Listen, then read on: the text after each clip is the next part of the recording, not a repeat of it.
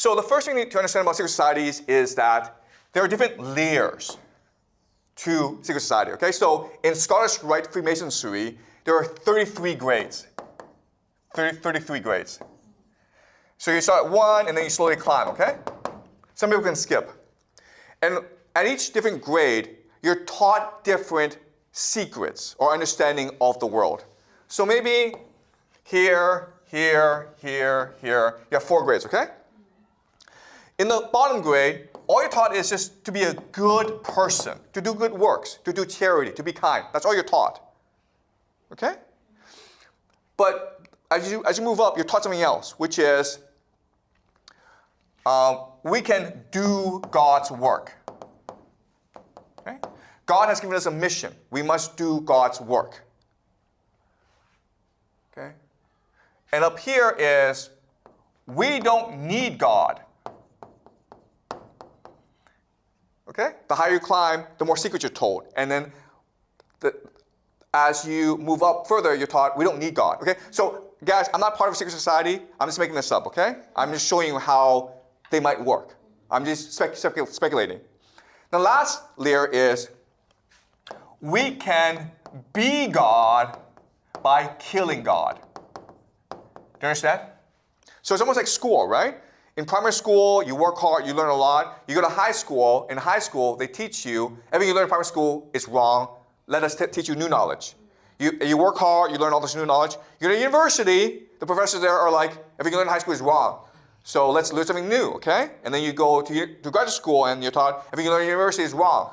Okay? So that's how these secret societies work. So the word we use is compartmentalize. So it's a need to know. Okay? Does that make sense? You are only taught what you need to know at your grade. Okay? And as you can see, the secrets get worse and worse as you climb. So how do you maintain secrecy in the system? Okay? So there are 2 major mechanisms. Okay? The first major mechanism is incentives. Incentives. The idea here is the higher you climb, the more power you have. Okay? So these people in the middle, all they care about is maintaining their privilege. Okay? So does that make sense? Incentives.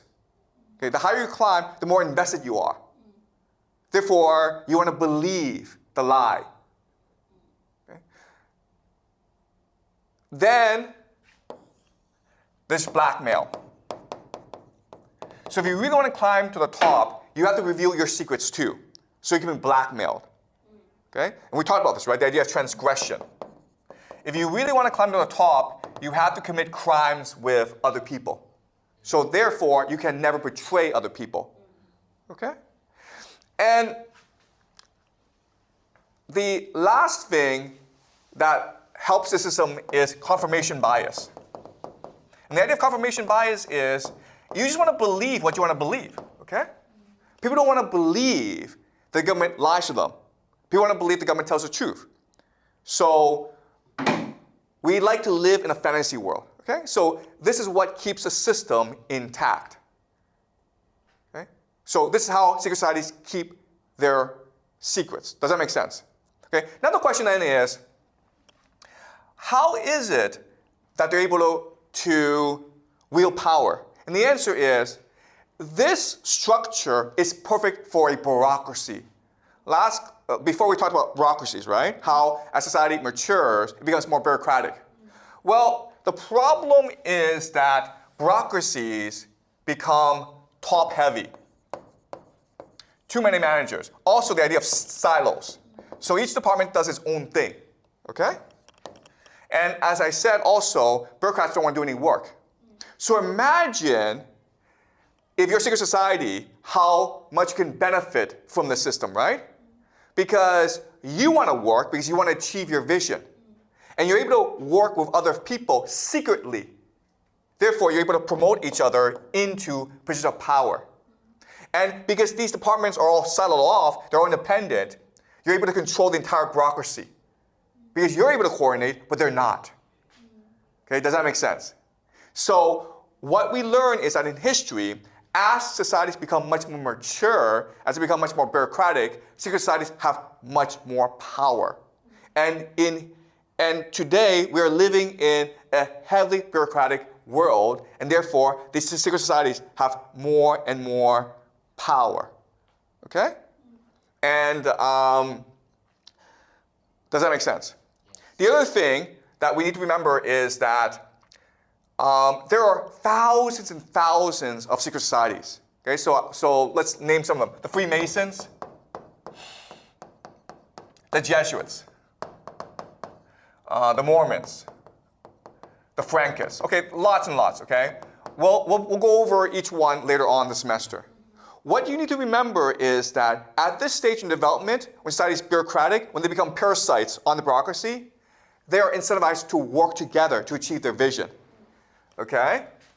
But once they create the world government, then they will fight each other. But at this point in their development, they will work and actively collaborate together. Okay, so 9/11, JFK, moon landing, they were all working together. Okay? So we'll be studying this more as the semester progresses. All right, so let's conclude.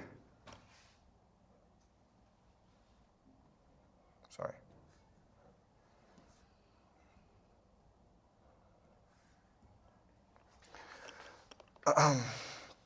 Okay, let's conclude. Okay.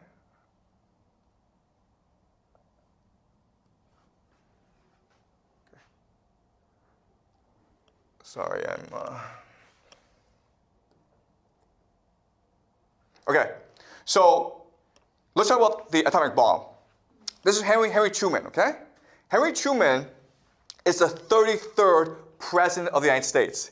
Number 33, right? He's also a 33rd degree Freemason, which is the highest Freemason, okay? Why is it important? Because he's the one who ordered the dropping of the atomic bombs on Hiroshima and Nagasaki. Now, this is controversial because at this point, America didn't have to nuke Japan. Why? Because America was firebombing Tokyo. You can see the damage, right? In Tokyo, all the houses are wooden.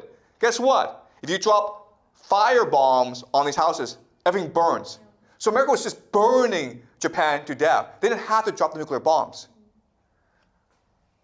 Okay? You can see the devastation, okay? This is Tokyo. They burned everything down. There was talk that if America launched a land invasion of Japan, lots of people would have died. But you didn't have to invade Japan because you were just bombing Japan to ashes. So why did they drop the bomb? Well, the other argument is that they dropped the bomb to scare the Soviet Union. But that only encouraged the Soviet Union to get their own bomb, right? So you have to ask yourself, why did they do this? And if you go back to the 33-degree story, okay, which is just explained, it gives you an explanation. I'm not saying it's right, but it offers you a possibility.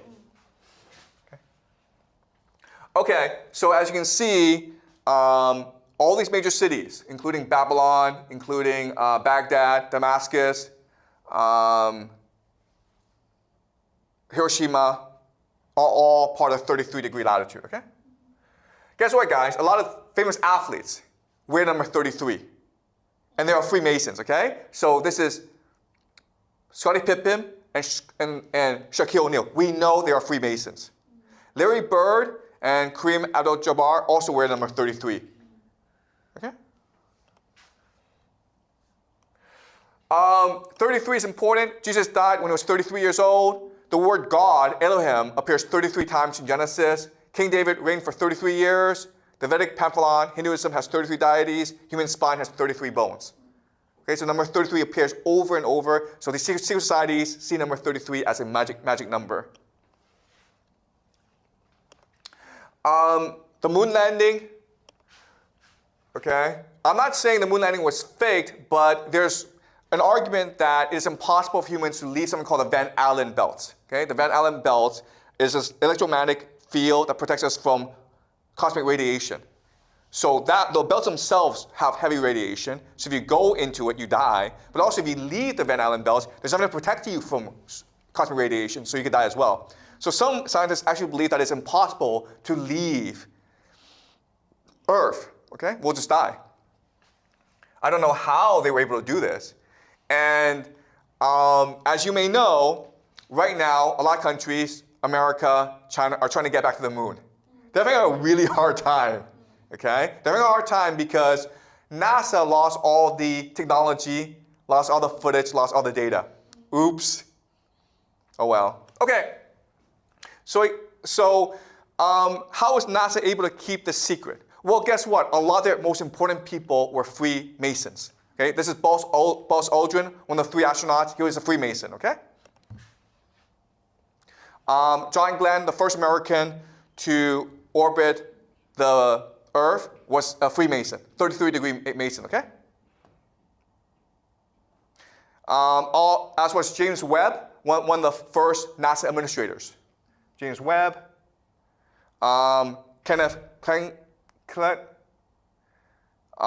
So these people are embedded throughout the bureaucracy. And because they're able to coordinate, they have complete control of the bureaucracy. Does that make sense? So it doesn't matter who's at the top.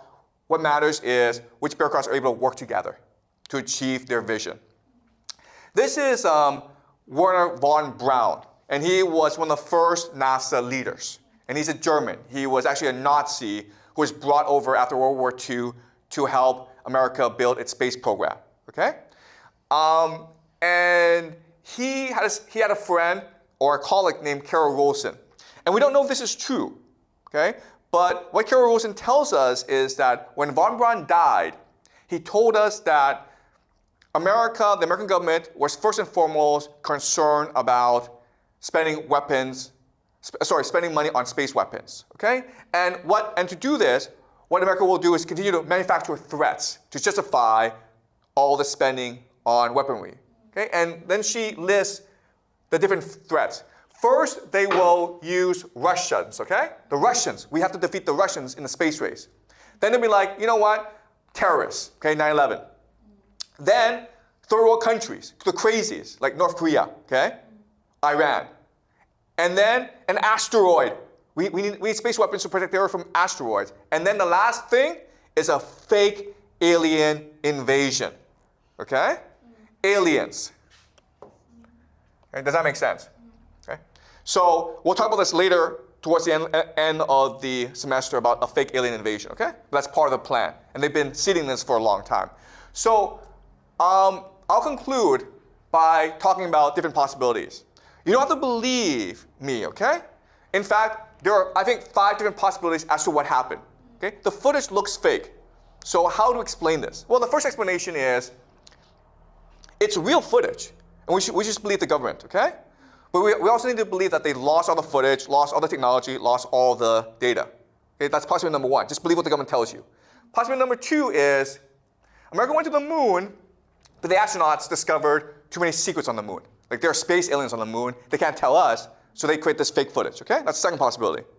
Third possibility is America went to the moon, but because of the lighting, because of the difficulty of filming, they couldn't actually take any footage. So they made it up to please the American people.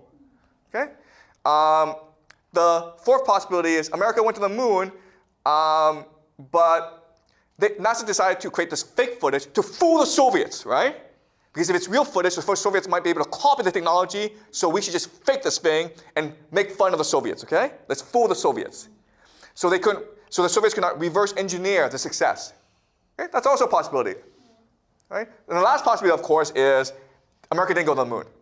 And it's entirely your choice which possibility to believe. Okay? I'm just proposing different possibilities out there. So how can we know the truth? Well, we can use game theory to logically deduce what happened. Okay? So let's use game theory. All right. So we know that NASA's Apollo program cost $26 billion. Between 1960 and 1973. That's almost $200 billion today. They spend all this money, they need to produce a result, right? This is almost like 4% of all government spending in America. That's a lot of money. Also, you don't know this, but by 1969, America was falling apart for 3 reasons. First of all, America was fighting this pointless and hopeless war called Vietnam. Tens of thousands of Americans were dying for no reason.